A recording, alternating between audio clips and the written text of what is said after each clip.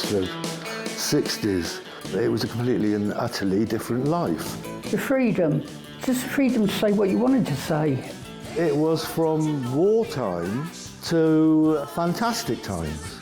I think you just sort of followed your ears and went where the music was. Rolling Stones singing Jumpin' Jack Flash.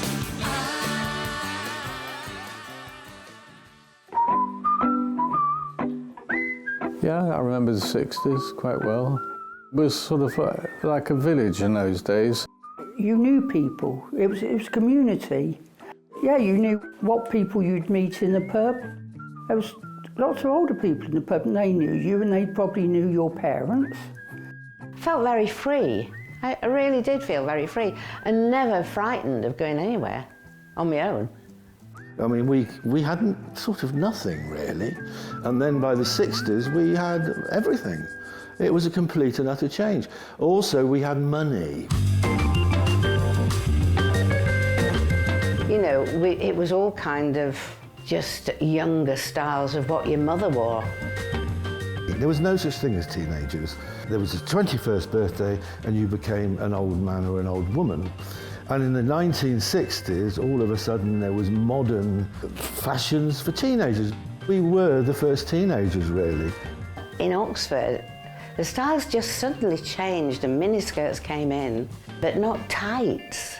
So getting on a motorbike was embarrassing, really. I would see in a magazine a shirt or something, and I would literally drive to London to buy that shirt. And then, of course, coats came in that were PVC. So you wore a PVC coat and what they called go-go boots. They were plastic and they came up to your knee. Talking about fashion, I was a trendsetter. I did have some snakeskin boots I had made. Got my mum to make me a caftan. I remember it was green with gold threads in it. It must look terrible, but anyway, we wore it. And beads and things like that. Yeah, we were very hip.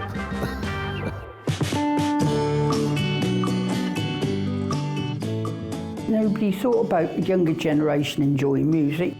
But then the 60s started and then it just opened up. You saw young people providing music. Yeah, you would go into the town like on a Saturday afternoon and you'd see people and say, anything happening tonight? We used to go to the Fantasia restaurant, which is sort of where the mods went, and they had a jukebox and a fruit machine. It was pubs that had the bands. I think every pub had a room where bands played. A lot of the smaller venues were the breeding ground for bands. The venue where all the musicians went is White's Bar. The bar, what I remember of the bar, the walls and the ceilings were covered in album covers. They'd been there so long, they were literally yellow with nicotine. In the 1960s, probably the biggest venue was Carfax Assembly Rooms. There was a big band, and I mean a proper big band. You know, the highlight of shows that went into Carfax must be the Beatles. The Beatles changed the world, really. They opened the doors for a lot of other bands. I wasn't very keen on the Beatles. I was more a Stones person.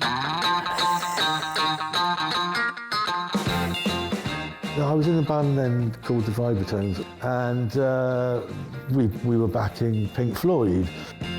I saw the Pink Floyd at Magnussen College. We had to sort of wade across the stream and climb over a wall.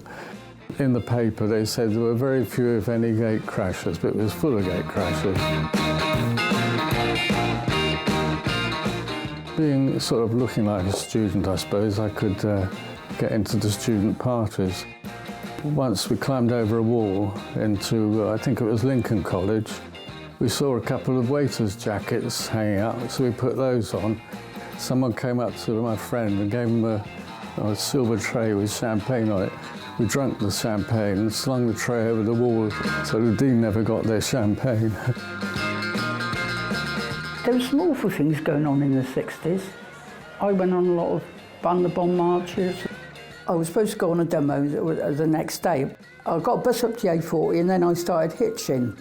This car drew up, American car. Want to get to Ensham. Well, he said, you know, well, I'm going to have to take a detour because, you know, these damn communists. He said, keep marching. Of course, Gobby here goes, well, I'm going to join them. Get out! We used to have lock-ins in the Red Lion. The curtains were drawn, virtually all the lights were turned out, so it looked dark from the outside, because police cars would go round. That was the best thing about it all. It was all illegal. It was a different era, though. You had landlords and landladies. So you go to a pub because there was a brilliant landlord or brilliant landlady. You didn't call the pubs by their names, you called them by the landlord. I'm going to so-and-so, you know. I mean, that's what people did in those days. You went to pubs. We didn't have much information. We had the radio, we had no television. We managed to get somebody on the moon in the 60s before we had mobile phones. I do remember quite a lot about the 60s, you know.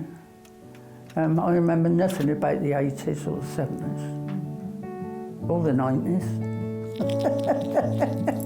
Through my heart, walking down the street.